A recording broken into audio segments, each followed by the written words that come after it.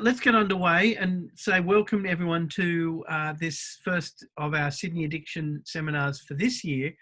And we are not only broadcasting, but as you know, we, in this pandemic environment, we are socially distancing ourselves, and the presenters are themselves hunkered down at home and making our presentations via Zoom. So there may be a little bit of hesitancy as we move from one thing to the next, but I hope you'll find that we sort of get used to things quite quickly. So today we were going to talk about alcohol from two and perhaps briefly even three perspectives. Firstly, we're going to talk about the new NHMRC alcohol consumption guidelines. And then we're going to talk about lockout laws. And towards the end, I hope we're going to protect a little bit of time to talk about the dreaded COVID-19 and how that might be relevant to alcohol use and alcohol problems, because that is the issue of the day, quite obviously. I'm Paul Haber, and I'm the head of the discipline of addiction medicine at Sydney Uni, and a staff specialist at RPA Hospital. I am delighted to move on to introduce our first speaker, who is Dr. Nicholas Kortt. Nick is an advanced trainee in addiction medicine at RPA, and he's kindly agreed to give a presentation that describes the process for development and provide an introduction to the alcohol consumption guidelines.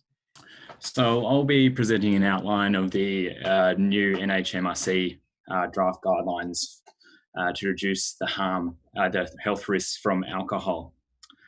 Now, just as an overview, I'll provide a bit of a background about the historical Australian drinking guidelines.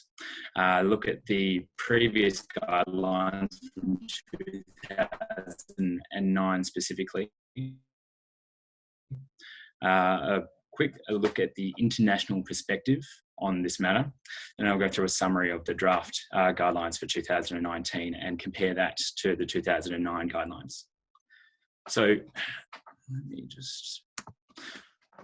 historically, the NHMRC first made their recommendations regarding responsible drinking behaviour, and it was published in 1987.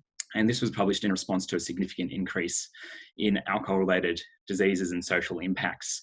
And they gave guidelines specifically for women and men, and categorised some forms of drinking as safe. And for women, that was less than 2 standard drinks a day, and men less than 4 standard drinks a day. And as you can see, as you escalated your drinking per day, it was classified as hazardous or harmful at the time. There was subsequent revision of this guideline in 1992, and then another revision in 2001 and 2009. So skipping the 1992 guideline, going to 2001, at the time they provided 3 guidelines for the population as a whole and 9 other guidelines for particular groups of people. So a total of 12 different guidelines to try to remember. So the 3 guidelines for the population as a whole classified risky drinking behaviour as either low risk, risky, or high risk, separating it into advice for males and females. And you see that they published advice for minimising risk in the longer term for males and females. And for low risk, it was up to 4 standard drinks for males and up to 2 standard drinks for females to consume on a daily basis. Now, to minimise risk in the short term, so a single occasion of alcohol consumption, the drinking guidelines for males was up to 6 standard drinks and females up to 4. Now, moving on to the recent guidelines from 2009, which we're moving on to. These guidelines simplify things, reducing the number of specific guidelines from 12 down to 4, and combining the advice for both men and women. to give a simpler message. And they suggested for healthy men and women to drink no more than 2 standard drinks on any day to reduce lifetime risk of harm.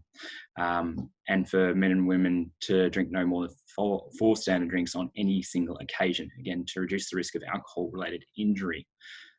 The third guideline related specifically to young Australians and children, and it's recommended that children under the age of 15, that not drinking is especially important. And for 15 to 17 years of age, there was a bit of a grey area where it said the safest option is to delay initiation of drinking as long as possible. And then for the fourth guideline relating to pregnant women, those planning pregnancy and breastfeeding, the recommendation was not drinking to be the safest option. Now, looking at more of an international approach, first I'll highlight the different international standards or units, because this will make the different international guidelines a little bit more evident why there's the difference. In Australia and New Zealand, we both use the standard drink of 10 grams of pure alcohol, which relates to about 12.5 millilitres of pure ethanol. In the United Kingdom, they regard a unit of alcohol to be 8 grams or 10 mils of pure alcohol. Then in the United States, a standard drink is considered to be 14 grams. And why is it 14 grams? That's because that's what's considered a standard serve of alcohol. So a bottle of full strength beer or a glass of white wine would contain roughly 14 grams of alcohol in a serve. So internationally, looking at other English-speaking countries, in New Zealand, they provide guidelines for both men and women, and guidelines for the number of drinks per day and maximum number in a week. And for women, they suggest up to 2 standard drinks per day and up to 10 per week with 2 alcohol-free days. Slightly higher recommendations for men with less, up to 3 per day, up to 15 per week with, again, 2 alcohol-free days. Now, I've included in brackets these guidelines per week so you can compare guideline to guideline. In the United Kingdom, they have guidelines for both men and women and suggest drinking less than 14 units for both men and women, spreading those units over at least 3 to 4 days. That equates to 112 grams per week. Now, the United States, they have different guidelines for men and women. For women, they suggest drinking no more than a standard drink, their standard drink, which is 14 grams a day, and for men, no more than 2 of the American standard drinks per day. And this is a guideline just for the maximum number of drinks per day. And they don't suggest that you average these number of drinks over the week into one session, because that would increase your risk of harm from alcohol consumption. Now, in terms of the development of the 2019 draft NHMRC guidelines, the NHMRC first directed a revision of the guidelines in 2015 and appointed an expert committee to guide this revision. And the committee used an internationally recognised approach to translate this evidence into the guidelines that I'll be presenting. The approach comes under this acronym of grading of recommendations, assessment, development, and evaluation, which is outlined in the appendix of the guidelines themselves. They retain the approach of the 2009 guidelines to convey the risk of alcohol-related harm over a lifetime. But this new guideline aims to simplify the message and separating the guideline into only 3 categories from 4 in the 2009 version. So the evidence for this draft guideline comes from 38 systematic reviews, which assess both the short and long-term risks and benefits from the consumption of alcohol, with the 4 additional systematic reviews which relate specifically to different areas of alcohol and their impact on mental health, the impact of alcohol consumption on long-term cognitive impairment, and effects on fetuses, babies, and children. There was also use of mathematical modelling of the health risk associated with alcohol consumptions. The 2009 guidelines were also used where the data and evidence was considered relevant and up to date. Data from surveys and reports was also used, so specifically data from the National Drug Strategy Household Survey in 2016. So the 2019 guidelines provide 3 guidelines relating to the following different population groups. So there's one guideline relating to reducing the risk of alcohol-related harm over a lifetime for healthy men and women. The second guideline relates to children and young people under 18 years of age. And the third guideline relates to women who are pregnant, planning pregnancy, and who are breastfeeding.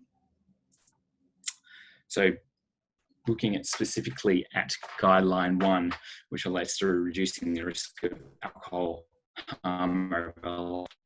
So this new guideline states to reduce the risk of harm from alcohol-related disease or injury for healthy men and women, drink no more than 10 standard drinks per week and no more than 4 standard drinks on any one day or any one occasion. And it highlights that the less you drink, the lower your risk of alcohol-related harm. And for some people in certain populations, the safest option is not to drink at all. The rationale behind this is that many Australians drink, and they do so socially and for enjoyment. But as we know, it causes a significant amount of harm, with causing 4.5% of the burden of disease and injury. And therefore, reducing alcohol-related harm is a priority. So the guideline 1 provides a recommendation, but doesn't rule out all risk of drinking alcohol.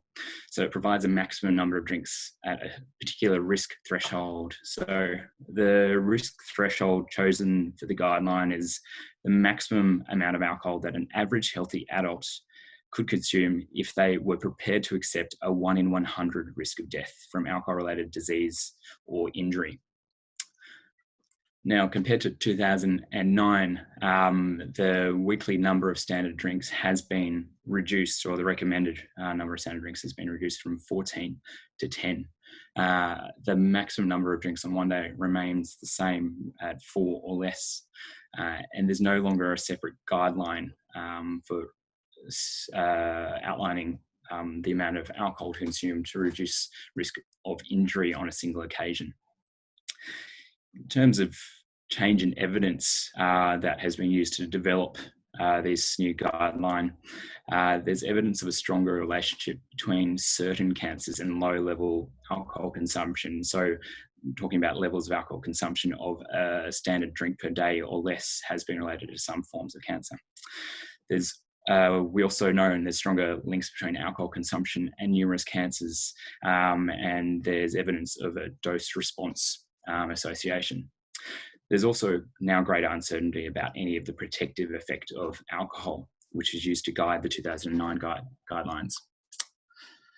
Now, guideline 2 relates to children and young people under 18 and states to reduce the risk of injury and other harms to health. Children and young people under 18 years of age should not drink alcohol. And the reason for this is that alcohol is a leading cause of premature death and morbidity among young Australians.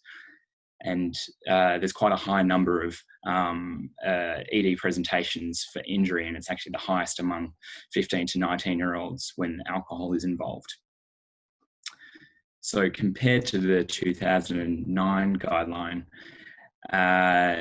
this 2019 guideline states clearly Australians under 18 years of age should not drink, putting on the previous guideline, which said it is especially important that children under 15 do not drink. And there's also no suggestion that 15 to 17-year-olds should delay drinking as long as possible. It's just a blanket statement that you should not drink if you're under the age of 18. And where does the evidence come from? There's continued evidence that people under the age of 18 are vulnerable to the harms of alcohol for many reasons. And there's more evidence on the altered brain development in those under 18. There's also no specific evidence to identify separate risks for different age groups under 18. So there's no longer any specific guideline relating to different age groups under 18 in the new guideline. Looking at guideline 3, this is broken up into 3A and 3B, and relates to pregnancy and breastfeeding. So to reduce the risk of unborn child, women who are pregnant or planning pregnancy should not drink. And women who are breastfeeding, states that not drinking is the safest option for their baby. And the rationale for this is that we know that alcohol consumption while pregnant or breastfeeding poses a risk of harm to the developing fetus and baby, and there's no safe level of alcohol consumption, which has been identified in this population group. Compared to 2009, there's not a massive change, but there is a change in the wording. So for women who are pregnant or planning pregnancy, it previously stated not drinking is the safest option, and now it states simply women who are pregnant or planning pregnancy should not drink alcohol. So I will leave you with the a summary of the draft NHMRC guidelines, and I'll take myself, provide the opportunity for anyone to ask any questions. Hi, Nick. That was a perfectly succinct summary, on time and on budget, as they say. Thank you very much. Does anyone want to start, open up to questions? Richard Hallinan has said, would it be possible to produce a sliding scale of recommendation according to the risk that people would accept of premature death? So I think what Richard is saying, these guidelines are based on a 1% chance of death. I might be prepared to accept a 50% chance, a 50-50 risk, or something higher than 1. Maybe that's another way of saying that is, if you mention a threshold, then if you're over it, you're over it. But you might be drinking, if the recommendation is 10 in a week, you might be drinking 11, or it might be 111. They're both over the limit, but clearly very differently so. John Saunders says, what was the assessment of alcohol consumption in the original measures in the original studies? I'm feeling these questions should be held over to Kate. Kate, would you like to answer any of them now before we move on to the next presentation? If it's okay, the one about people might want different risk levels, that is actually there in the accompanying documents of the guideline. We present for 3 different risk levels. For those who want a lower level of risk, to those who are prepared to accept a higher level of risk, the data is in there. So the guidelines are just the simple version. So what does it say? Is there a sort of potted summary that you can tell us, or is it? I'll look that up before my session's on, because I don't remember that. But it's as you'd expect. The less you drink, the less your risk. The more you drink, the higher your risk. And we also present the analysis of the modelling, that if you totally disregard that there could be any protective effect from alcohol, we also present what level of consumption would be your recommended maximum there, and it becomes way, way lower. It becomes about 4 drinks per week. Right. I thought that the previous guidelines did not include any consideration of benefit. So in fact they do. My understanding is they did, yeah. Right. And our guidelines, our modelling also includes consideration of benefits, but we acknowledge there's a lot of debate about how much the benefit is real and how much is due to confounding. But we've left it in, but we've presented the modelling of what happens if you take it out. Okay, thank you. So Emily 88 has I'm going to unmute her, and she's raised her hand. Hello. Yes. Hi, it's Sarah. I didn't realise I should have left my last name. It's Sarah Milder. I was going to post this to chat, but I just read an article today mentioning that they're going to put limits on alcohol consumption during the COVID-19 outbreak. What sort of impact do you see this as having, this COVID situation is having on ethanol consumption, and yeah, that's the question. Okay, can we hold that question? We're actually going to have a sure. discussion on that towards the end, Okay. which is another way of saying we agree that that's an important question to consider. Sure. So someone else has said, was a harm minimisation approach considered in the modelling for these guidelines? Nick, did you want to go, or did you want me to have a go? Yeah, you have a go. So I suppose in reality, it is a harm minimisation approach, because we're saying these aren't guidelines to remove risk from alcohol. If you wanted to remove risk from alcohol, you would say drink no alcohol. These are saying if you want to drink, how you can reduce the risks. And the guidelines acknowledge the more you drink, the higher your risk, the less you drink, the lower your risk. They are just guidelines and not rules. Perfect. Thanks, Kate. And I think that brings us perfectly on time to our next presentation, which is from Ben Riordan and Daniel Winter. Ben is a postdoc working on alcohol-related research at the University RPA with us, and Daniel Winter is a PhD student, actually not on alcohol, but a PhD student in our centre as well. So over to you guys. Hey team, I'm excited to be here via pre-recorded message to tell you about how we can use public posts on social media sites as a source of feedback for guideline development. And I want to start by talking about Sonic the Hedgehog. For those who don't know, Sonic the Hedgehog is a recently released action-adventure comedy film based on the hit Sega video games. And as of last week, it is the highest grossing video game film of all time. But while this is an incredible feat, Sonic's journey to success was far from smooth. In fact, when the original theatrical trailer for Sonic was released, it broke the internet for all of the wrong reasons. And there was massive backlash from fans on social media sites. And the main focus of this feedback was about how the main character was depicted.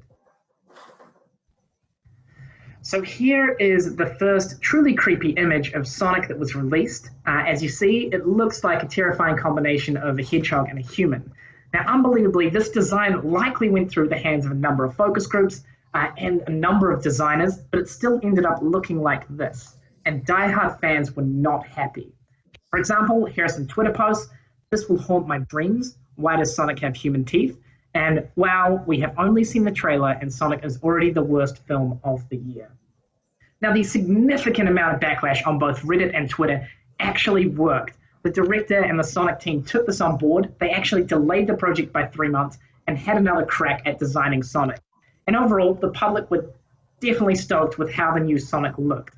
Sonic as a film, as I mentioned, has been widely successful and has currently a 93% audience score on Rotten Tomatoes.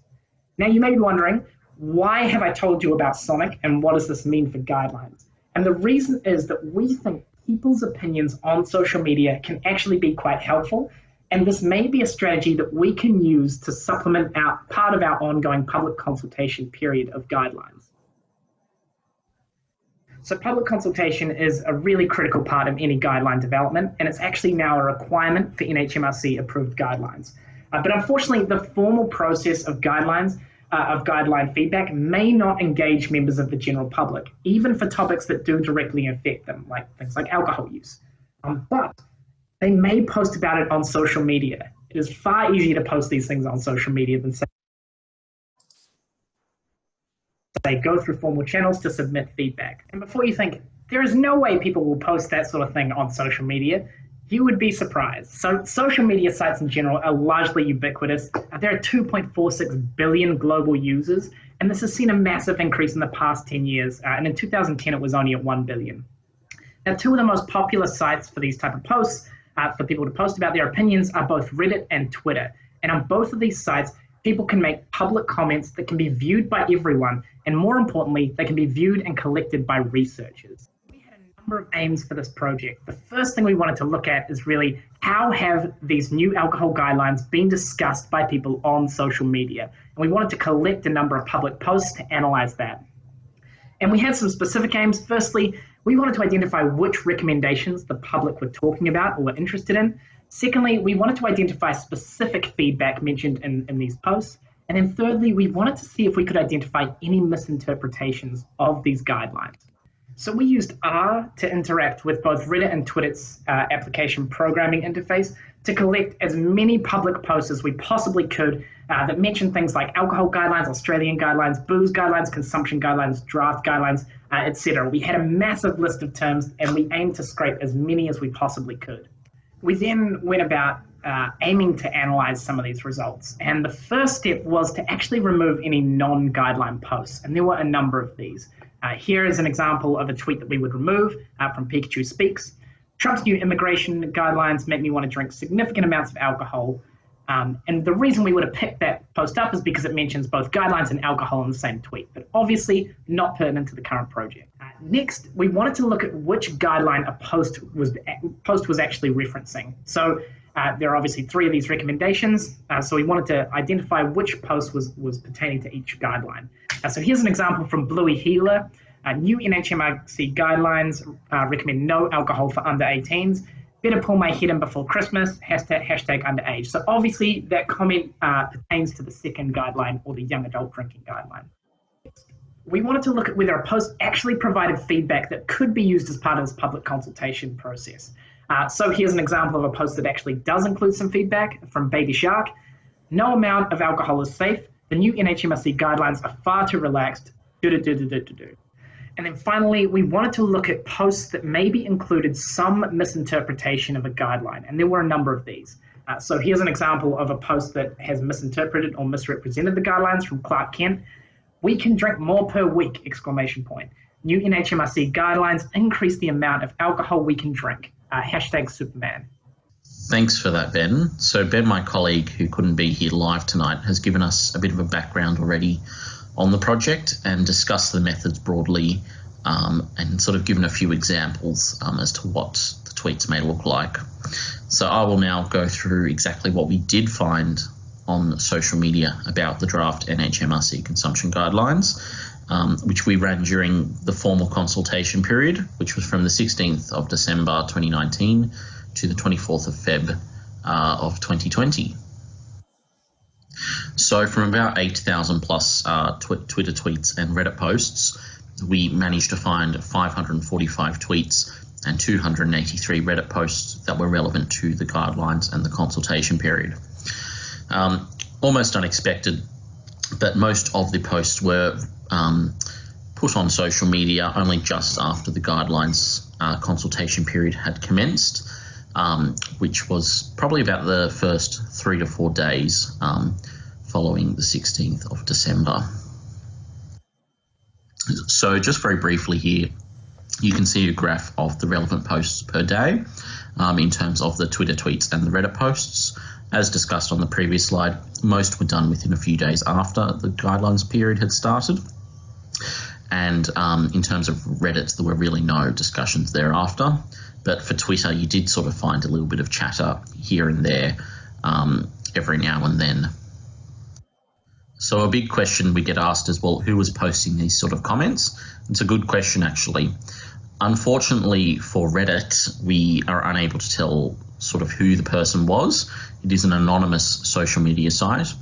However, for Twitter, we are able to determine roughly who has posted these tweets and also, in most cases, where they are located.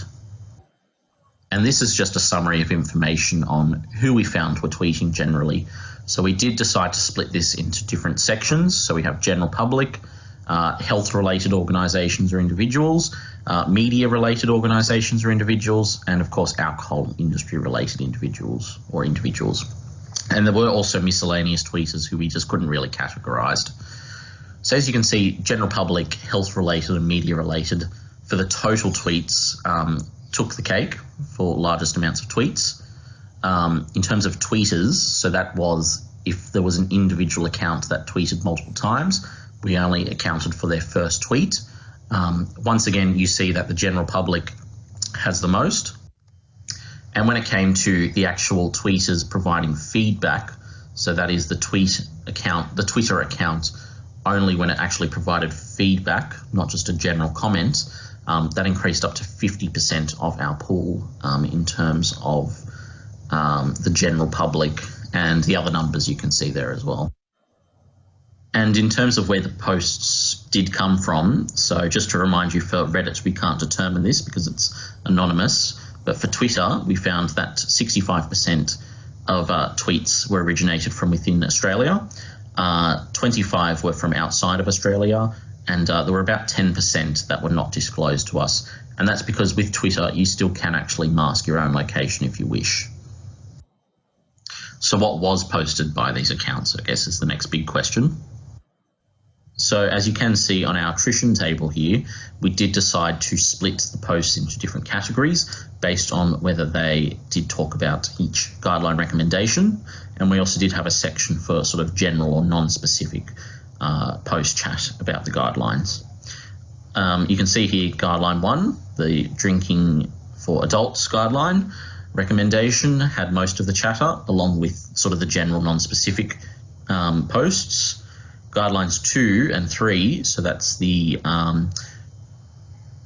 ones pertaining to young people under 18, and also guidelines 3 for people who are pregnant or breastfeeding, didn't have as much chatter overall. And in terms of feedback provided, you can see down below, we did have still a substantial amount of feedback actually given in the posts.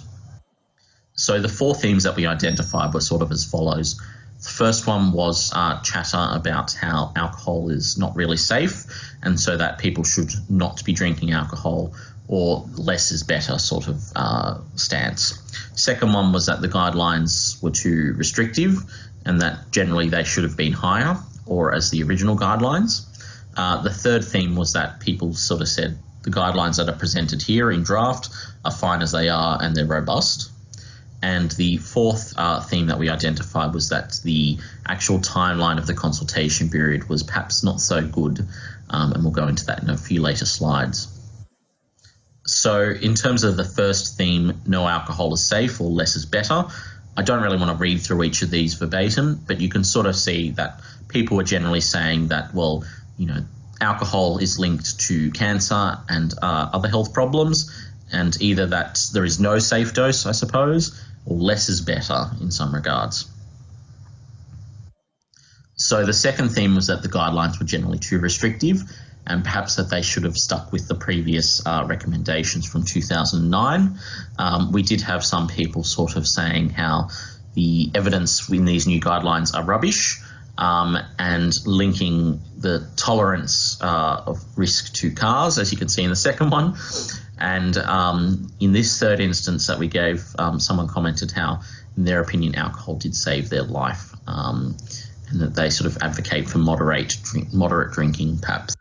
So the third theme identified was that the guidelines presented are quite fine as they are, and they're robust and based on evidence.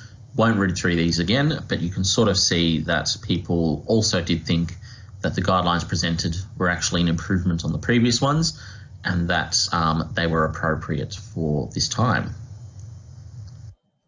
And the fourth theme identified was really around the timing of the consultation, as I discussed earlier.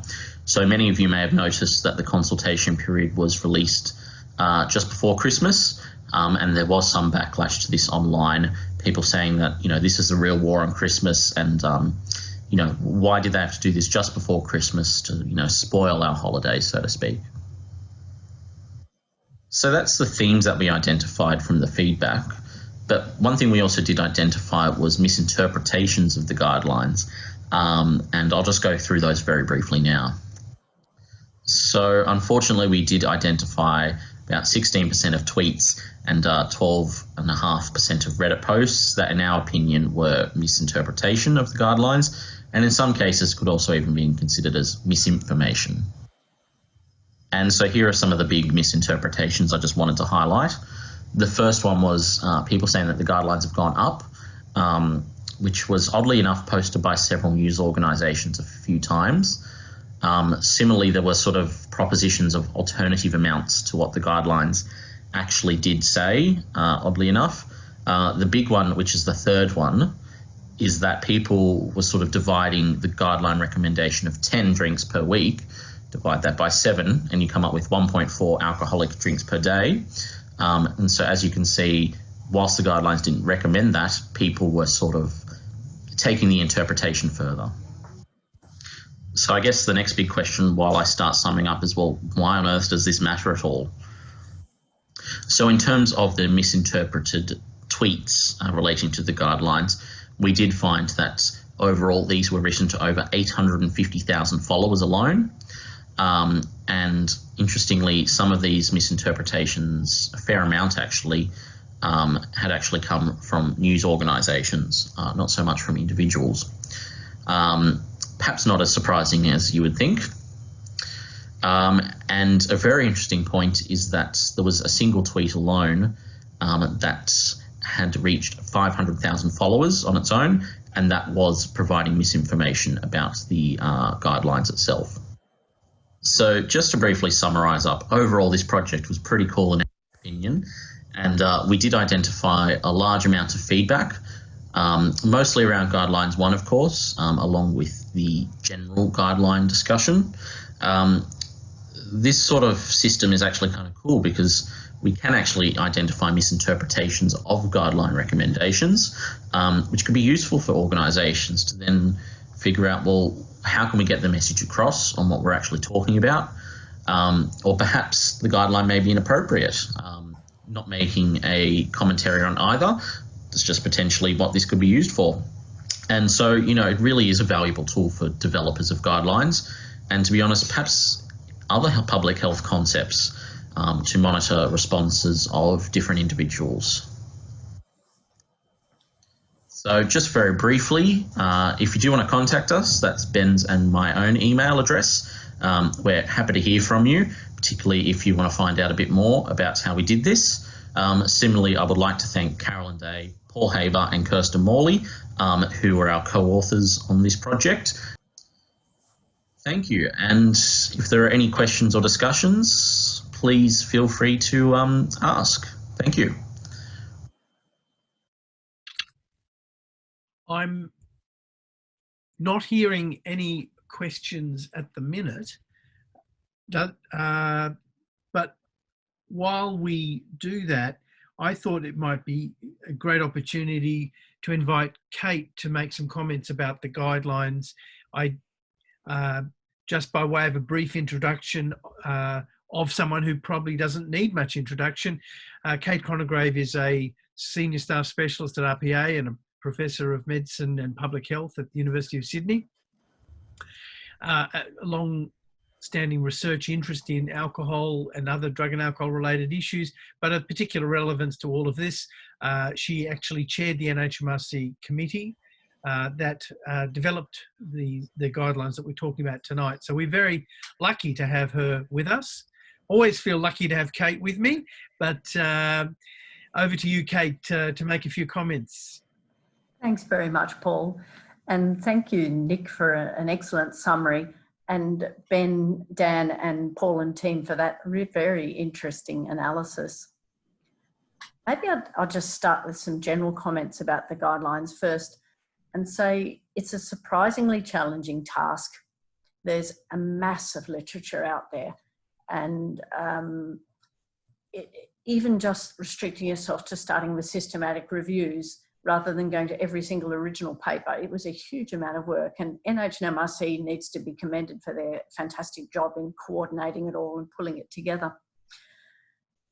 You do have to, you have the data before you, you have the systematic reviews, you've got the mathematical modelling, you've got selected individual articles that might have come out since the systematic reviews were written, but in the end you do have to make decisions as a committee. And I was delighted with the committee I was given to work with. There was a terrific spread of expertise, from epidemiology to clinical medicine to public liaison and ensuring understanding.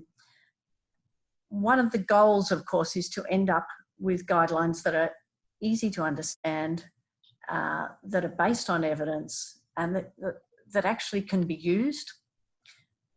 Many of you in the room, I know, do a bit of teaching of medical students and others. I've certainly done a lot of teaching over the years, both GPs, medical students, nursing students, other staff. And I often ask audiences, do they know the current guidelines? Not the draft ones, but the 2009 ones. And I'm constantly amazed by how few people know them. And when I ask that, people will often tell me the 2001 guidelines, or they'll tell me the UK guidelines. They'll very rarely get the 2009 guidelines. So we had to come up with guidelines that could be used, could be remembered. It's not the task of our committee to disseminate them, though we're very, very keen that it gets disseminated. That'll be the task of the Department of Health. Just to talk a little bit about what's different from these to the past ones. I noticed one of John Saunders' questions we didn't quite answer. He was saying what was the alcohol consumption data that all the evidence is based on? Did we look at that? And I think it's the sign of a question of someone who's thought a lot about the literature. But particularly earlier studies, the alcohol consumption data isn't always presented as brilliantly as you like in the studies. Often the data is missing on the pattern of drinking. So they'll average out 6 standard drinks per week, but it won't tell you if it's 6 on a Saturday night or one per night over 6 days. And the health effects of those, as you know, are totally different. I saw one paper recently showing that 3 drinks a day can increase your short-term risks of alcohol if it's 3 drinks on one occasion. But of course, if those 3 drinks are spread through the week, that becomes much, much lower risk. So a lot of the literature doesn't look at the pattern of drinking with the health risks as well as we'd like. But the evidence that there is shows there's quite different effects when your drinking is bunched up on a few occasions per week. So we looked at what is the typical Australian pattern of drinking, and your typical Australian drinks 3 times a week. If you look at some of the long-term studies of the health effects of alcohol, they have an awful lot of people that drink a small amount every day, and that's not your typical Australian pattern. So we tried to look at what is the Australian pattern of drinking and how to interpret the data based on that pattern. And then from that, we looked at the guidelines. As Nick said, there's been a lot of evidence since 2009 that the cancer risk starts going up from quite low levels of drinking. So for a woman, breast cancer risk starts going up from only 1 or 2 standard drinks a day. And for men, colon cancer risk, and for women, colon and bowel cancer risk starts going up from only about 3 standard drinks a day. So I think there's really good evidence behind why these guidelines should be lower. There was a good question there about, should we be taking a harm reduction approach? It's a whole question. What should the guidelines be aiming for? Are we aiming for no risk? Well, clearly we're not, else we'd be going from somewhere between 0 and 4 drinks per week if we were aiming for low risk. Are we aiming for the best possible health? Again, that isn't what these guidelines are about. Because again, if you did that, if you look at a lot of data you'd probably be drinking maybe half a drink 4 times a week if you believe in the health benefits. If you don't believe in the health benefits, you might be drinking closer to 0. So we aimed, that's why I say it was a harm reduction approach. We looked that Australian population is prepared to accept risk. We drive cars, even though we know you could have a car accident. Many of us drink alcohol, even though we know it can have harms. So we looked at what's likely to be an acceptable level of risk. That's probably, I don't want to go too much into the guidelines. We also didn't want to fence sit. So with the under 18s, we thought the previous one needed a bit more clarity. And there wasn't that data to separate out 15-year-olds from 18-year-olds, as Nick said. So, and there had been growing data that even episodic heavy drinking can have subtle effects on your cognitive function. So for example, I can think of one study, university students who drink 6 drinks on a Saturday night. If you test their memory in between those times, you see subtle impairments in their ability to juggle complex memory tasks. And we know that young ones who drink very heavily can get brain damage. So their brains are still developing till 25. And there are a lot more risks to young people generally. They're still working out how to negotiate risks of arguments, risks of sexual encounters and protected sex. They're all trying to work all that out. So there were lots of reasons why we thought we had to be clear. Likewise for pregnancy, for any other substance in pregnancy, you'd take the precautionary principle. If we knew that an antibiotic caused severe brain damage in high doses, we wouldn't be using that antibiotic in lower doses in pregnancy. We'd be looking for a safer antibiotic. So we tried to use the same common sense that normally gets applied to pregnancy. Now, John Saunders has made 2 comments. John, would you like to unmute and make any and ask any question or make any comment directly? Okay, can you hear me? Yep. Yes. Okay, thanks very much, and I've really enjoyed and appreciated the presentations and the discussions thus far. It's a fairly straightforward question and comment, and it relates to the quality of the original information in the original studies and the tools that they used to assess alcohol consumption per day, per week, frequency, variability, etc. And some studies have done this very, very well. By and large, the French epidemiological studies have done it extremely well. And some well-known studies, like the civil servants one, the Framium studies, have had very constricted ranges for reporting alcohol consumption. As I say in the chat, choose from 0, 1, 2, or 3 drinks per day. And so I've always had a concern about the accuracy of the inputted data, which of course is fundamental to the development of guidelines. There is also the issue of social correctness, but that's a whole other sort of issue. But it's really, was there an assessment of the studies to see whether there was a broad range of consumption responses possible, or a restricted one, as I've illustrated there? Kate, can I add to that? One of the things with alcohol is that self-report data is usually fairly accurate, and it's usually fairly accurate, particularly if there's no major adverse outcome for the patient if they report anything. But there's always a very occasional patient who will be parsimonious with the truth. And so if you have a few % of people that tell you they're drinking 1 when they're drinking 10, and that chap has a stroke, unsurprisingly, it could influence all the statistics. So I think that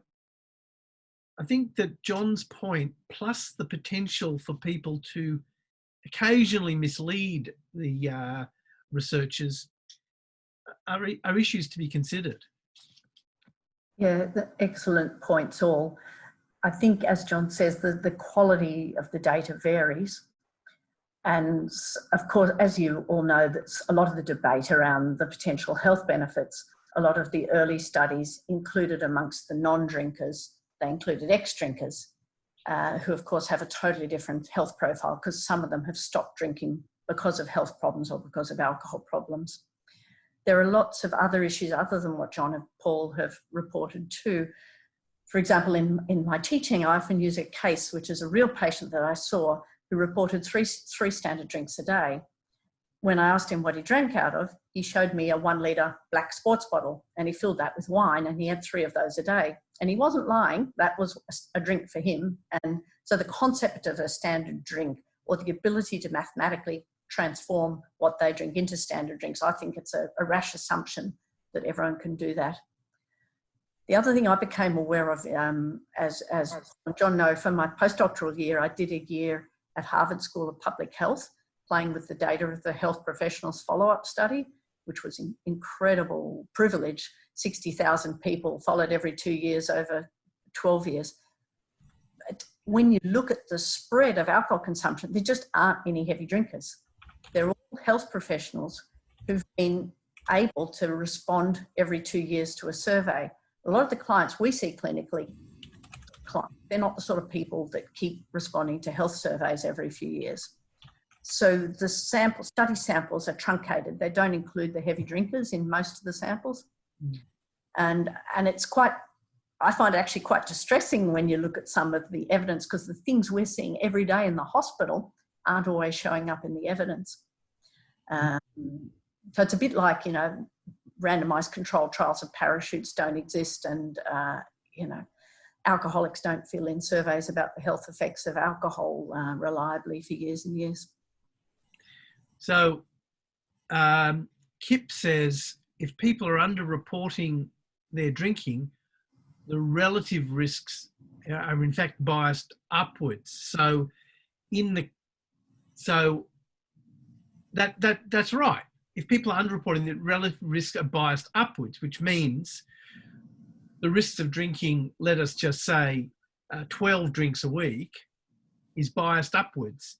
Interesting. Very good point, Kip. Yeah, I think there's a lot of interest in terms of the potential cardiac effects. There's a lot of interest in these new Mendelian randomization studies. So they try and take the whole assessment of alcohol consumption totally out of the picture, and they look at people's genetic makeup, what that tells you about what they're likely to drink, and how that's associated with their health outcomes. And so there's a lot of interest that this is going to give you much more accurate information about the association in alcohol and cardiac disease, but it's still early days in that field. It is, but those Mendelian randomizations, you know, are, I would say, the best evidence we've got at this point, and they tend to suggest that we've been overstating the health benefits for a long time. I mean, the point I made was that, you know, it's such a simple source of bias in self-report, and I probably would be a little bit more sceptical than Paul suggested about reporting of alcohol consumption, perhaps in an inpatient setting or in a hospital or an outpatient in a hospital setting. The reporting might be more accurate than it is in general population surveys. So, I mean, relying on people to report alcohol consumption as a basis for epidemiological studies is hugely problematic, and I think I'd be relying much more on wherever possible on the Mendelian randomization and trials to the extent that we can. I mean, perhaps we do need a trial that's not industry funded. You mean like the NIH trial? Yeah, well, not like the NIH trial. For those who don't know, that was a randomized controlled trial of whether alcohol consumption improves outcomes after myocardial infarction. Because it had some industry funding, even though it was arm's length, they had to abandon the trial. Well, yeah, that's a longer. It's much worse than that, I think. But it was more. It was solicited by the NIH, and there were all sorts of chicanery. But I mean, unfortunately, and I think it's another. I think your point about the precautionary principle you made very well, Kate, that in the absence of really good, really solid evidence about the risks, the only advice a government can give its citizens is a cautious one. So I think you have to, I mean, I applaud the work of the panel. I've been impressed with how it's conducted its work, and especially under enormous pressure, a lot of industry pressure, and it'll be interesting to see how government handles all this. But I think it's the only responsible thing a government can do is be very cautious about this. So I'm going to stick my neck out a little bit and say that when we talk about the risk of a lifestyle factor on life, one of the other principles is to relate that to the risk of other lifestyle factors. And I love to talk about the relationship to cycling, because I'm looking at a cyclist. I am a bit of a cyclist, and so a lot of us enjoy it, even though we read about people getting knocked off their bicycles every second day in the newspapers. And the lifetime risk of cycling, according to at least one or other study that I looked at, was about 1 in 80. So by that yardstick, one oughtn't do it. Well, I don't think, that's not how I read the guidelines, and I don't think that's how they're intended. I mean, the value statement, the value judgment as to what risk you're willing to accept for what benefit is one for individuals to make. But I think the 1 in 100 is actually a standard approach in environmental science, environmental health. That's where that came from, is my understanding in the previous round of the guideline, the 2009 guidelines. Please correct me if I'm wrong, Kate. But and you have to find a peg somewhere to relate those risks to. But I think that the thing is, give people information. Don't mess with the advice based on the best knowledge we've got, and then leave people to make those decisions. I don't think there's a should in the guidelines. I'm aware that the word's used in certain circumstances, but it's couched in terms of if your goal is to reduce your risk below this level, you should do X. It's how you do that, rather than a question of what you should do. It's a moral statement. Absolutely, and I think Kate did say that it's advice. It's not it's not making it illegal or taking a grog off you after dinner or at all. And I think we might have had the word should in there for the pregnancy and the under 18s, but I think it's to reduce the harms you should. It's a conditional statement. Yeah. I think in terms of the environmental toxins, it's way more lax than the environmental toxins. Yeah. So it's similar to, as Paul says, to a voluntary risk. If you were using standard for an environmental toxin, it would have to be way lower. Of course. I'm trying to remember what the reference was, though. It did come from the environmental science, the environmental protection sort of literature, but it won't have been to do with the toxin, but something to do with people exposing themselves. I get the difference. It's an important one. Yeah. Okay. We've got a couple of minutes, and therefore I'm going to ask Kate to respond. Have you got the chat box open, Kate?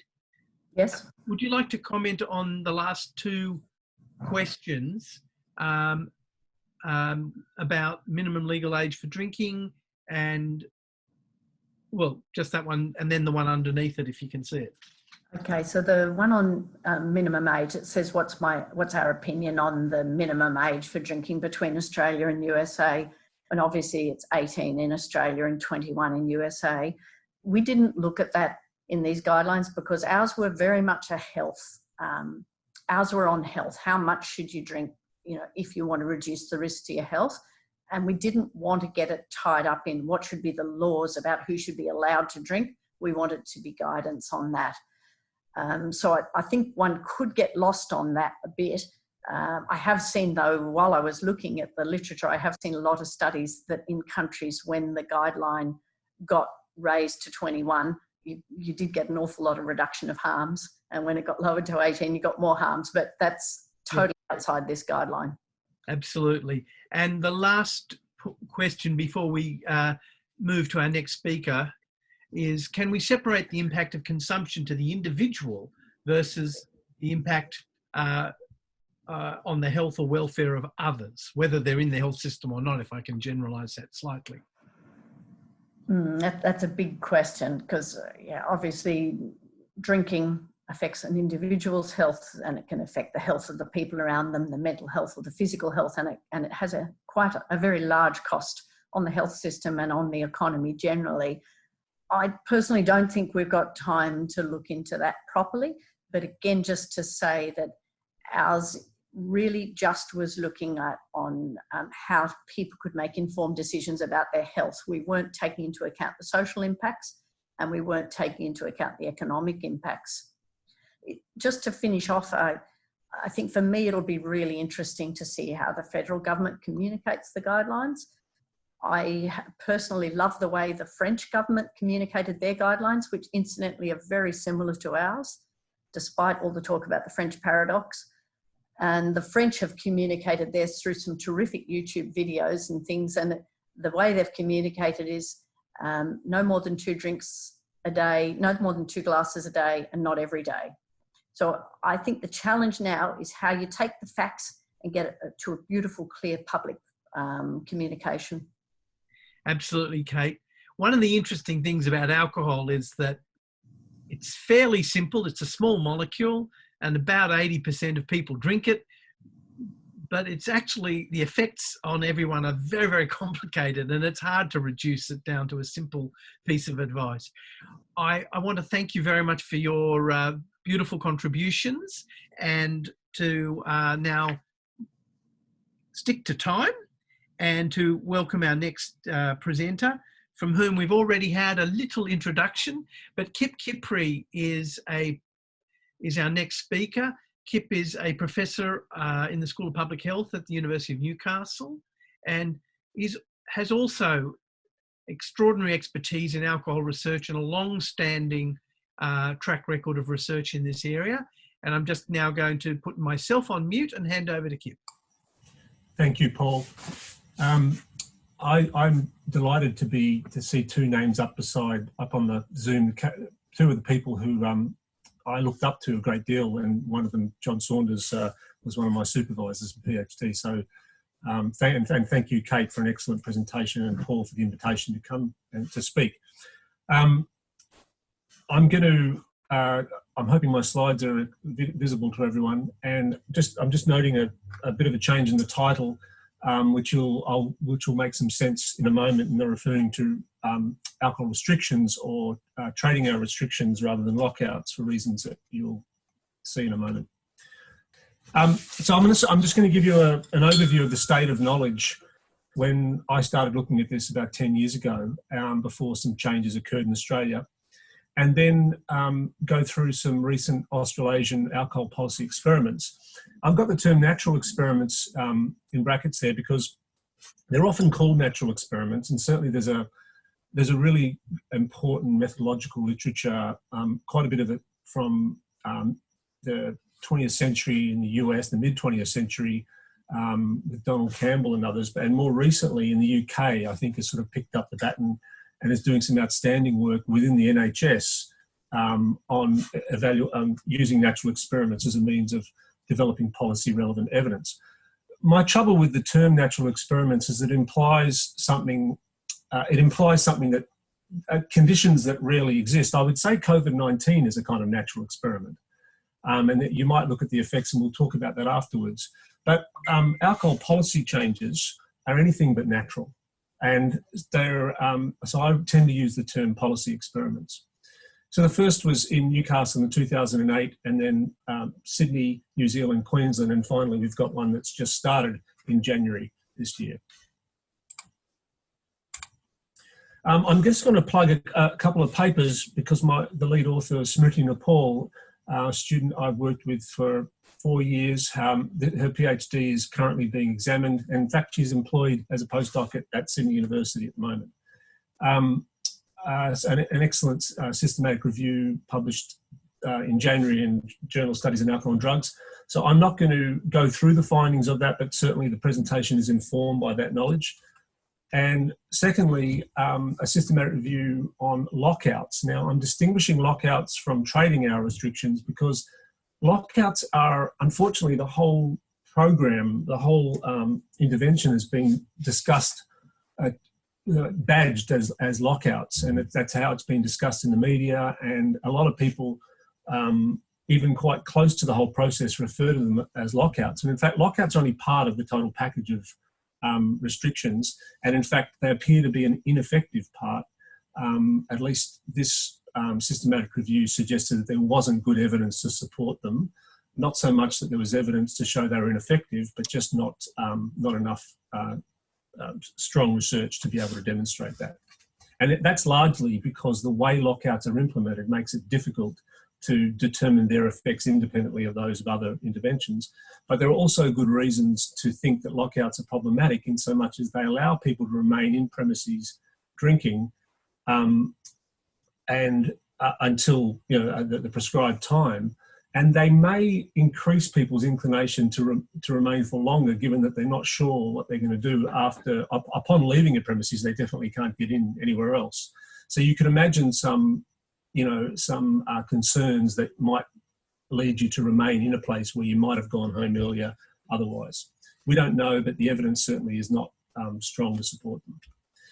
And if you're interested in, I'm going to talk about some of the politics, but I don't have a lot of time to go into it. This article in 2016 describes the politics and also provides an analysis of the politics up until that point. And I think it needs updating because there's been certainly quite a lot of politics since then that's important.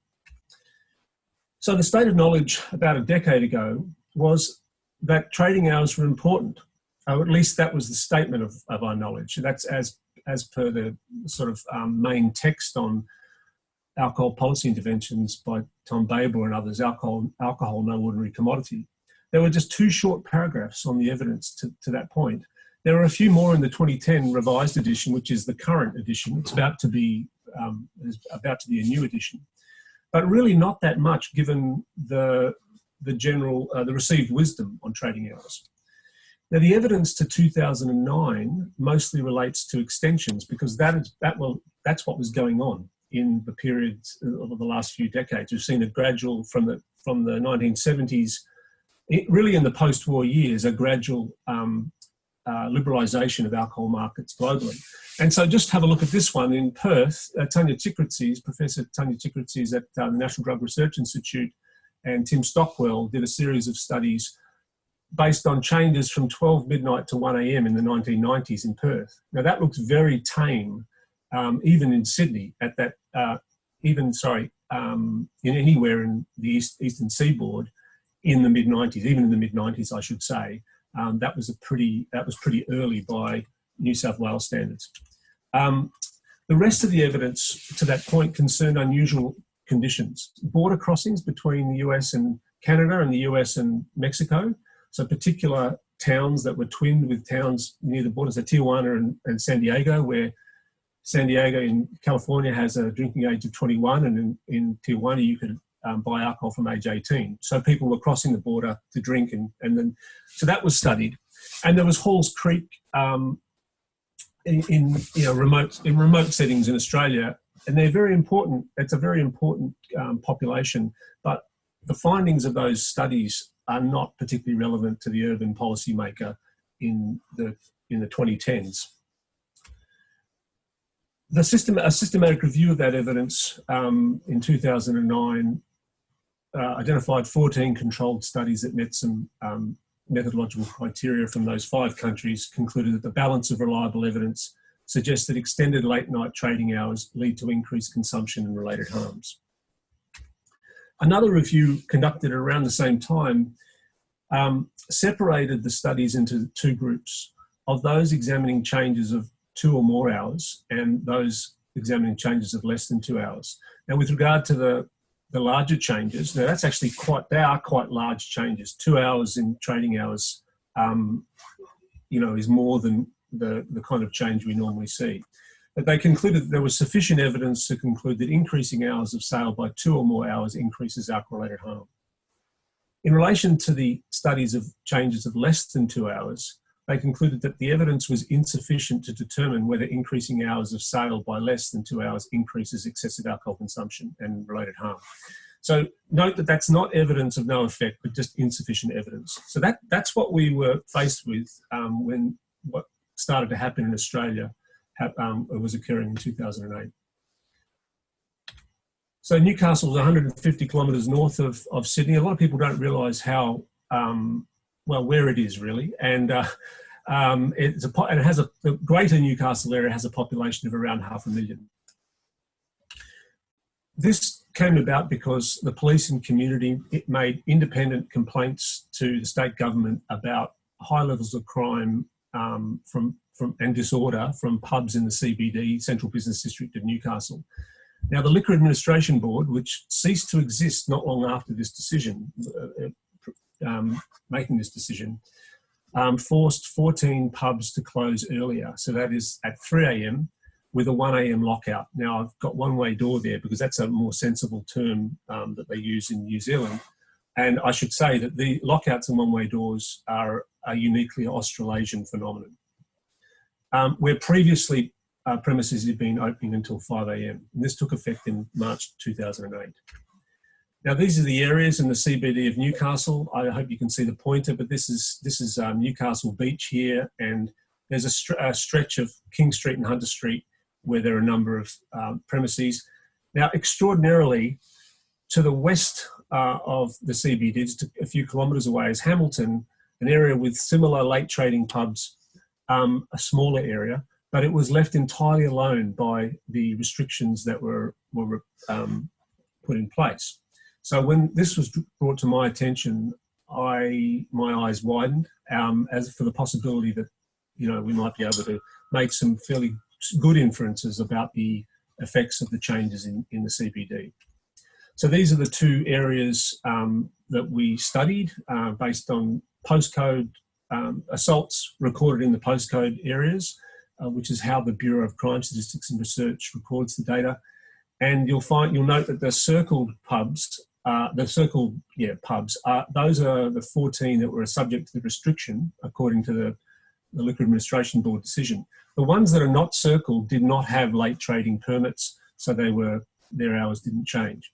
So just to the west here, running north-south, is Beaumont Street, and there were 5 premises there that were permitted to remain open until 5 a.m. and they were unaffected by the change. So there's an obvious possibility of displacement, of geographic displacement, where people who have to leave the premises at 3 a.m. in the CBD can get to train. This is a train line. It's also a roadway. There's ride services, or in those days taxis, or they could even walk to Hamilton. So that's something we were concerned to estimate, to study.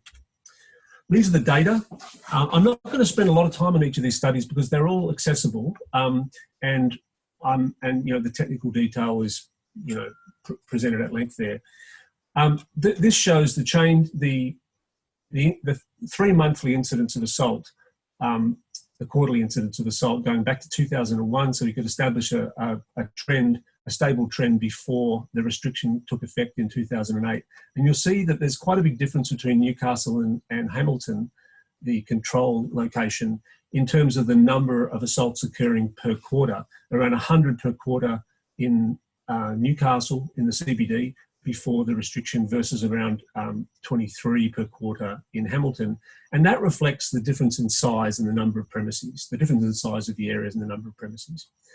But some of that volatility that you see in Newcastle is, first of all, these are volatile time series. That makes detecting a signal, a change, more difficult. And that's just the nature of the phenomenon. There is some seasonality in it, but there's also a great deal of random variation. And if you were to put these on the same scale, they look more similar in terms of the amount of volatility. So you see in the first 2 quarters following the restriction, not much apparent change, and then a big reduction in the following quarter, and then, you know, it yo-yos a little bit, but the overall effect, the overall change in that time is 33%, or a 33% reduction versus business as usual in Hamilton. Then that subsequent studies, we've done one to 2015 showing that effect was, that change was roughly maintained, and then a later study to 2015 showing that the change increased, and in fact now the Newcastle series is indistinguishable from the Hamilton series in terms of the count per quarter. As for displacement, you can see here that after 3 a.m. there were, before the restrictions, 27% of the assaults of the total cases occurred after 3 a.m. and that fell to 12% in the CBD, and there was no change in that distribution in Hamilton. Now, one of the insights I think in doing this work was that the fact that Hamilton was a smaller area meant that it should be quite a sensitive test to displacement, in that there weren't really other places people could go that, in terms of entertainment precincts with multiple pubs open at that time, in the Newcastle area. Now, that wouldn't be the case in Sydney, and Sydney's a much more complex beast. But what this it suggests, I've got the word small beaker there, because if you were to pour even 10% of the total number of cases in the CBD into the Hamilton area, you would notice that. It would overwhelm the counts, and we didn't see that. So there are some significant limitations to this, and I mean that not only in terms of the study, and I think we did the best we could with what we had, but from a public policy perspective, it relied on dumb luck in that the Liquor Administration Board will not have been thinking about evaluation when it applied the restrictions to the Newcastle CBD, and they were unprecedented in so much as you'd usually have restrictions applying to 1 or 2 premises as a consequence of complaints and not a whole precinct, while leaving an area that's similar in a lot of respects and not far away, subject to many of the same conditions in terms of climate and transport variables, economic variables, leaving it untouched. So we can't expect those sorts of opportunities to come up, and they don't very often. And we're working with very blunt instruments. Police data are problematic in lots of ways. And so we're only able to detect an effect because the effect was strong. We've got no person hours of exposure over time, so we don't know what happened to the numbers of people going to these 2 areas. We've got no transport or foot traffic data, and those are really important data from the point of view of understanding the mechanisms of the intervention. And we've got no measurement of intermediate variables. Now, this would be a fairly large undertaking, for example, but it is possible to do it in taking the blood alcohol levels of patrons on a voluntary basis, as has been done in a number of studies. So, following that work, there was some important studies that occurred in Europe, and I'm just going to mention 2 here, the 2 most important. One was of off-premise sales, and there was only 2 studies of off-premise sales in the systematic review that we've done. And off-premise sales are enormously important, and we often we leave them aside when talking about the effects of changes in the nighttime economy, as if they're somehow separate, because there's strong evidence that people preload and side load and even post-load. So they're buying alcohol from off-licensed sales, and 80% of the alcohol that's purchased in Australia that's consumed, I should say, is purchased off-premise from off-licenses. And they found that with some restriction in the availability of alcohol and liquor in liquor stores and grocery stores, and would you believe petrol stations, where it was once available, I think at Canton in Switzerland, they found quite a large reduction in hospital admissions for intoxication and alcohol poisoning. Then the next study is one on on-premise sales in pubs and bars. This was very interesting because the municipalities were given permission by legislation from the central government to set their hours within a window of 1 to 3 a.m. to modify their hours. So they could move from 1 to 2, or from 1 to 3, or from 2 to 3, or backwards in those directions. And what they found this is the first decade of this century, that 8 cities extended their hours and 15 cities restricted their hours. And the reason 8 and 15 don't sum to 18, because some of the cities increased and then decreased their hours after they saw what happened. And they found a remarkably sort of symmetrical effect in that there was a 16% increase in assaults per additional hour of trading, and conversely a 16% decrease per hour of restriction. So moving to Sydney in 2014, if you lived in Sydney or even in New South Wales over this time, you'll recall there was a great deal of media coverage of Thomas Kelly's death. He was punched in King's Cross at about 9:40 p.m. It wasn't a typical case at all. It wasn't representative of the usual kind of violence that occurs in King's Cross and the CBD of Sydney or Newcastle.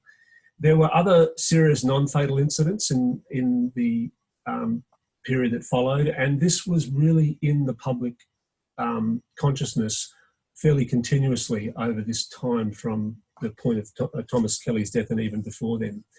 And there were the usual mantras from a government that was resistant to regulating the industry further. no, there are no silver bullets. There are no one-size-fits-all approaches. It's all about individual responsibility. We need culture change, whatever that is. And then what I call that this place is different to other places argument, which I've heard in all sorts of places, but the evidence presented on the effects of something happening in Newcastle or Brisbane, well, that's different to Sydney, so it was discounted. Then, sadly, 18 months later, a very similar kind of assault occurred in King's Cross, almost on the same section of pavement, also quite early in the evening. It was 10-something p.m. on New Year's Eve. Daniel Christie did nothing to provoke the attack and spent the next 12 days in a coma, and the life support machine was unplugged on the 11th of January. Premier Barry O'Farrell announced completely against expectation that there would be a Newcastle-style restriction imposed, but it was important. It was different in important ways. Rather than requiring premises to close, the restriction was last drinks. That means premises can remain open, but they're required to stop serving alcohol by 3 a.m. and they imposed a 1:30 a.m. lockout. There was also a great deal of media coverage about mandatory sentences, which were being imposed at the same time. And my reading of that was that it was a necessary sort of dressing to get this legislation through. And I've spoken to Barry O'Farrell about this whole process, and I suspect the timing of this death and the fact that he was on holiday at the time and away from the party room and some of those usual influences, the fact that the Murdoch press had begun to criticise the government just before Christmas, having been silent about it for a long time, were probably factors in that change. So there's an evolution of the policy which I've described. So and I think there's something to be said here about using the minimum necessary in terms of incursion on people's liberties to achieve the effect of a public health benefit, and also continued problems of language with regard to the lockout. I've previously written about the lockout, and that article, that citation at the bottom there, covers this. It's a very clumsy bit of language that sort of was carried over from what the police were doing, and no one really had the responsibility of framing this in a way that was going to be understandable for the public and more palatable. The lockout is what I've talked about as it's a bit like lockdowns now. It's the language of martial law and really quite inappropriate in the circumstance. I probably don't need to tell you about the boundaries in the CBD of Sydney. They are peculiar in a number of ways in terms of what they exclude, but we'll come back to that. This is some of the findings. In fact, this is findings we had put up on the Bureau of Crime Statistics website at my request, because I was getting inquiries about Newtown. People were insisting that things had become ugly in Newtown. This is in the period of the year after, or even months. It began even months after the restrictions came into effect. Yet there really is no evidence of that in this initial period of 15 months. That the assault rate in Newcastle, the incidence of assault in Newtown did not increase substantially. And you can see here there's a large reduction in King's Cross and a smaller reduction in Sydney. But given the size of the CBD and the number of people exposed, that accounts for more, well over half of the 2/3 of the effect size. The limitations are the same as with Newcastle, except that there was a degree of preparation in that the government required sales data and public transport data to be collected in King's Cross, but not the CBD of Sydney, which is unfortunate, for 12 months. But there was also a greater challenge for a researcher, given the complexity of a large city. And moving to Queensland, so this was the evidence from Newcastle and Sydney was available, and to a lesser extent from Sydney, was available when the Queensland process began. I won't go into the history. It's a very interesting bit of politics that led to this act being passed, and really a confluence of factors that you probably couldn't expect to occur again in any time soon. But to cut a long story short, in February 2016, in a hung parliament, Labor managed to get the support of two crossbenchers from northern Queensland, and they passed the restrictions for the entire state, and they left provision in the Act for lockouts, but didn't implement them. And in fact, lockouts have not been implemented in Queensland, which I think is an enlightened position. And they've adopted 2 a.m. last drinks statewide, and 3 a.m. and safe night precincts, which actually is a lot of it's the likes of Fortitude Valley and many different areas. So in fact, it's 3 a.m. really in places like Brisbane. Interestingly, the bill passed at 2:40 a.m., which I thought was kind of ironic in that if it had come into effect that night, they would barely have made it to the nearest waterhole to celebrate the passing of the legislation. I'm not going to say a great deal about this evaluation because I'm not so centrally involved in it, but there is a preliminary report suggesting that there's been a 1/3 decrease in the proportion of patrons with BACs of greater than 0.10, which is not a bad threshold for intoxication, where people are showing visible signs of intoxication and increased propensity for violence. And also it seems to have changed the behaviour of patrons in that they're arriving in entertainment precincts earlier, going out earlier than they had been prior to the intervention. And in New Zealand over this time, there was substantial self-examination going on in the country regarding alcohol. And again, there's another long story that I'll curtail to say that there was a change in legislation that came into effect in December 2013. Among a number of things that occurred around that time, maximum trading hours were implemented where there had been many premises with 24-hour licences. So now they had to close by 4 a.m. and off-licensed premises had to close by 11 p.m. What we don't know is how many hours they were actually trading. So we don't know how much change in exposure there is because licensees may have had 24-hour licenses but not been using that freedom. There was also a new offence of supplying alcohol to a person under 18 years of age without the express consent of their parent, which is actually, it's an interesting an important aspect of the legislation, but I'm not going to speak to that here. We used an adjusted pre-post and interrupted time series comparisons. This is, again, a design that's limited by the fact that we don't have an unexposed population. So we're relying on the pre-existing trend as the counterfactual to project the post-change trend. We are, however, making some adjustments for changes in distributions of population over time, and a number of other things which are in the paper. But the two outcomes were people hospitalised at weekends with assault injury and police documented nighttime assaults. And we found that hospitalised assaults have declined by 11%, and that the greatest reduction was among the youngest people, 15 to 29-year-olds, where the reduction was 18%. We also found an abrupt reduction in the proportion of police documented nighttime assaults of 1.8%, which doesn't sound like much, but it's equivalent to an absolute reduction of 4.7%, which in the population of New Zealand means 10 fewer nighttime assaults per week.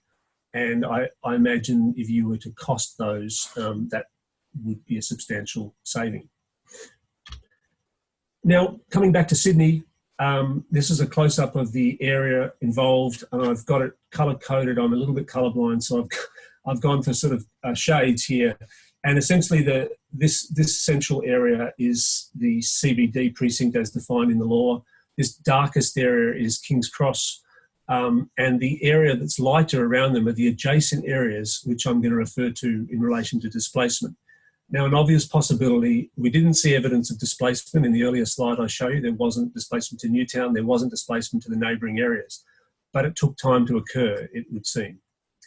I'm also going to talk about that CBD area, plus also other areas in the city that we identified as entertainment precincts, so Double Bay, Bondi Beach, Coogee and Newtown, and that these could be places people would travel to after the places closed in the CBD or King's Cross or cease serving alcohol, or actually started their evening in those places, so a different destination. And another group of areas we considered were what I called outer suburbs. I suppose Manly might not like to have itself grouped with Penrith in that, but the point is that these are places that take a fair bit of travelling from and to get into the CBD. And if the CBD in King's Cross became less appealing because they weren't open till 5 when you could get a train home, people may have chosen to stay in their area in an entertainment precinct locally. So we were interested in the outer suburbs. Some of the politics or the events occurred here. I'm not going to go over because I think I'm running out of time, but I'll just show you the results. This is in a paper published. It's available at Addiction now. You'll see that in King's Cross, there's a very large reduction. This is as per earlier slide. And that in addition to there being a big immediate change, that change has continued.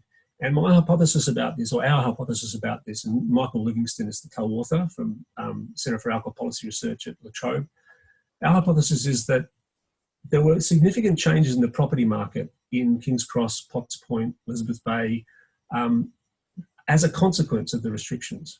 They made it a more appealing place to live, and along with other broader macro factors that affected the entire property market. There was a boom that has helped solidify some of those changes and sort of set them in stone, but also allow them to continue. So we're seeing a continued divergence from in the actual rate from the expected rate incidence based on the pre-existing trend and seasonal variation. Now, moving to the CBD, you've got an immediate change, which you can probably discern there. It's about 10%. And then no change in the following period. So it's a new normal that's just slightly lower than the existing, than the pre-existing trend.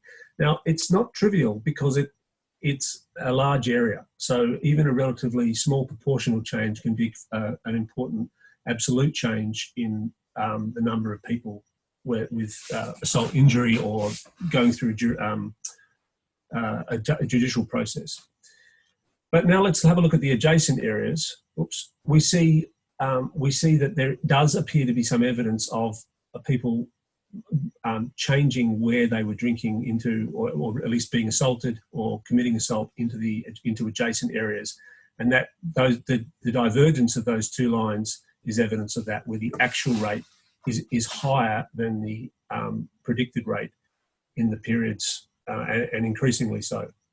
In other city areas, there's also some evidence of that, but it too doesn't start for quite some time, and it's a smaller effect, which I'll quantify in a moment.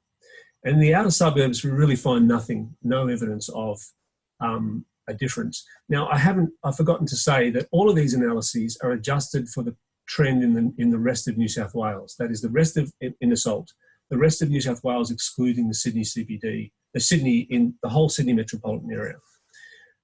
So essentially, the point is that the outer suburbs really are just like the rest of New South Wales in terms of the trend.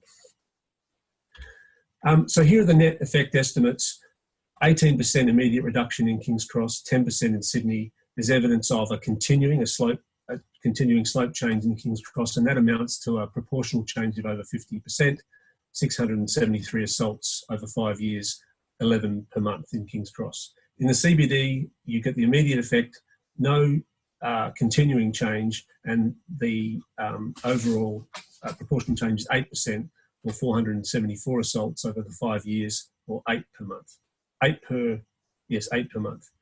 In the adjacent areas, you find no immediate change, but there is an increasing slope in the period that follows, resulting in 18% proportional change, 288 additional cases, or 5 per month.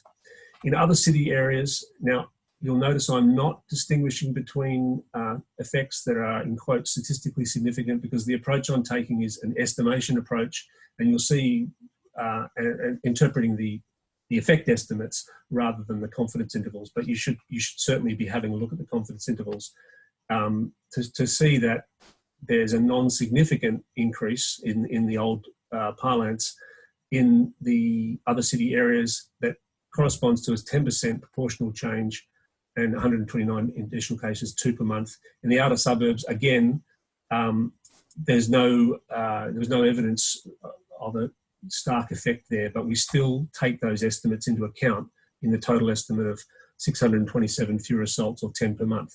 Now, a thing to notice is that only half of assaults are believed to be reported or end up in the police data sets, and that's based on crime surveys. So the true effect is twice that size. So we would expect it to be 20 assaults per month.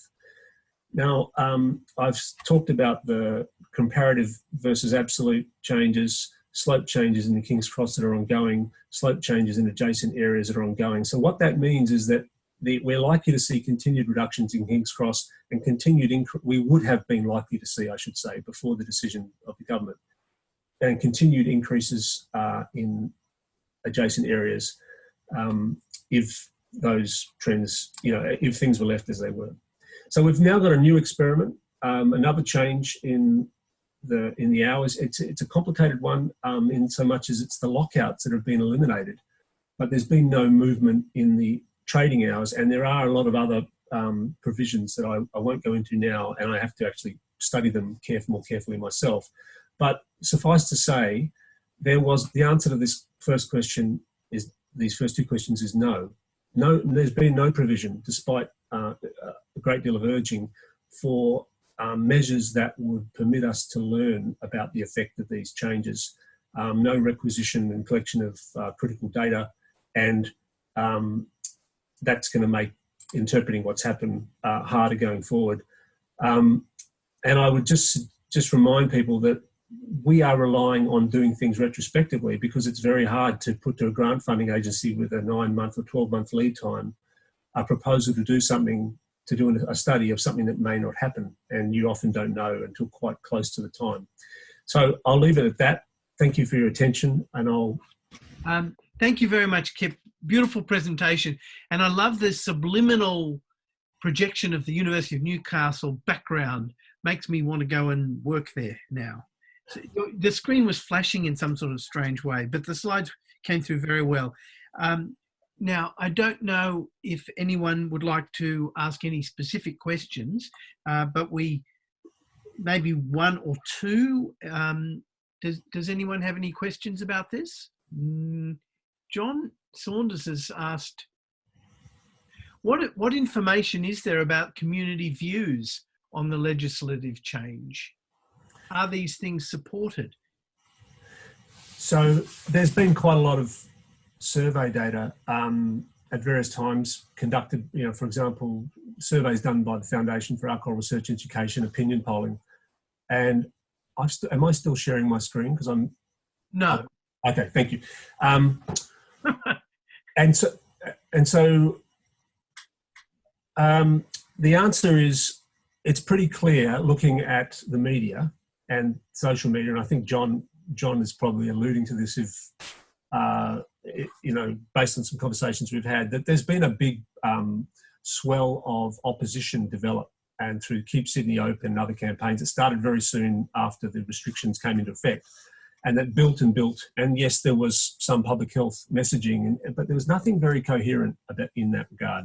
So if you run opinion polls across Sydney or New South Wales, you find that people are strongly supportive of the restrictions, but very few of them are going into that nighttime economy. They're people like, dare I say it, most of us, who are tucked up in bed and are not going to be troubled by this unless they happen to live in one of the areas, right? But that's a pretty small number of people. So we don't want to bear the cost of all this stuff, and with some exceptions, people are generally in favour of the restrictions. But that's not, that's only part of the story, in so much as that's a sort of illiberal majoritarian view if you were to base decisions on such things. So I think the industry and various other stakeholders have done very well in constructing a narrative and in influencing the opinion of decision makers. And I think we've done a very poor job, frankly, as a public health community, in part because there's issues of governance about who owns this. It's not Ministry of Health. It's kind of the police, it's the ministry, it's liquor and gaming, who are awfully conflicted, all sorts of conflicts. It's not considered something primarily within the remit of health. Absolutely. Thank you very much. It's a very interesting area, because even within health, when it comes to matters of alcohol policy, for example, we're aware that public health have a view, the College of Physicians has a view, the College of Psychiatrists have a view. We're all experts, but we seem to reach opposite conclusions much more often than would seem to be necessary. So there is an ownership. It's a contested space, as the social scientists would say. Yeah, and I think you're making a good point in that we are kind of used to disagreeing about things, and that's not unusual. But it's not, and I'm not suggesting that we ought to form a coalition and all sing from the same hymn book. That's just, I don't think that's a good thing by and large. It's not what we're here to do. But it does underline an asymmetry between public goals and where there are experts giving their comment freely and without, you would hope, without vested interests, versus a united position presented by an industry or multiple industries whose interests align. Absolutely. This is a very interesting area for discussion, but we're not going to discuss it because I wanted to preserve a few minutes to have a bit of an open discussion about the dreaded virus and what you think it's going to have an impact. Because in one respect, we have an experiment of nature where we're not going out at night. We all have to stay home, and so we've got a 24-hour day lock-in, inverted commas. Yes. But on the other hand, there's the potential. There's not a lot to do inside many houses except sort of watch television and open tinnies. So and most alcohol consumption is undertaken inside the home, as you identified earlier in your own presentation, and so not only is there the potential for harm, but the harm might be more hidden, in that at least if you beat someone up on what's that street in King's Cross Street, whatever it's called, Road. Yeah.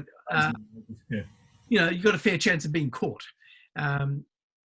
So what do you think is going to happen with this virus? Well, I think that it's going to be a fascinating collection of studies that are going to be possible to the extent that it's doable with archival data, because most of us haven't anticipated this with being able to do anything beforehand with baseline measurement. But there's quite a bit of data, and I'm actually looking at some at the moment using foot traffic counters. That's occurred. That it's a retail company's consultants' data, showing already very clearly a strong signal in reduced foot traffic in retail centres. You'd expect that, and in fact, I'm doing that That's not primarily focused on alcohol. It's focused on providing feedback to government on the effects of COVID-19 restrictions. So, because the epidemiologists want to use this to predict case load down the track, are people reducing their social interaction? So what's going on in nighttime economies becomes quite important. So I think the distribution will change. And you would expect there'd be a greater propensity for domestic violence, given not only that more of the alcohol consumption is likely to occur, well, certainly proportionally, the alcohol consumption is almost entirely going to occur in private settings for some time, but there'll be other stressors applied. Now, if alcohol were to become less available, that could change things. But interestingly, and not surprisingly, gaming machines and alcohol were considered essential things that have remained accessible until the latest possible moment in pubs anyway. But Dan Murphy's I know is busy. So it will be interesting to see. Absolutely. Kate, do you have any comments to make about where you think how COVID-19 is going to influence alcohol use and harms? I think Kip's got it right there, that people are going to be stressed and potentially bored, and I think there'll be a proportion who'll turn to increasing alcohol. And if there are no curbs on it, services like Jimmy Brings and other home delivery services, I think will do a roaring trade. I find it pretty scary because, like, we think it's tough, and a lot of us have balconies or gardens, and we have internet.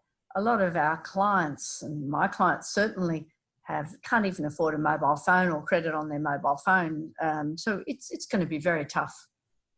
Yes, in our service, I'm highlighting the concerns we have that even if, let's say, a woman wants to speak to her counsellor about this, that she is incredibly likely to have no safe space in which to even have a conversation.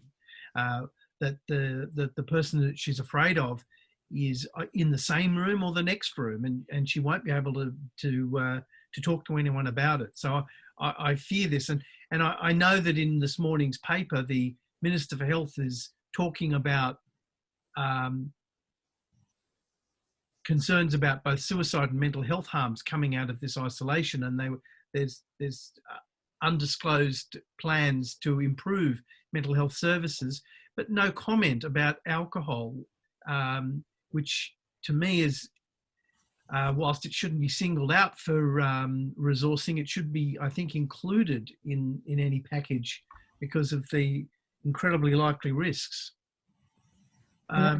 West Australia has put limits on purchase of alcohol, but I think it's to stop stockpiling rather than to protect the populace from drinking. And the limits are no more than 2 bottles of wine a day, and no more than you can have 2 product groups. Right, you're limited to as much as you can carry, more or less. Something like that. Yeah. So it's very troubling, and obviously with this virus, there are so many bad things going to happen. We hardly know where to start.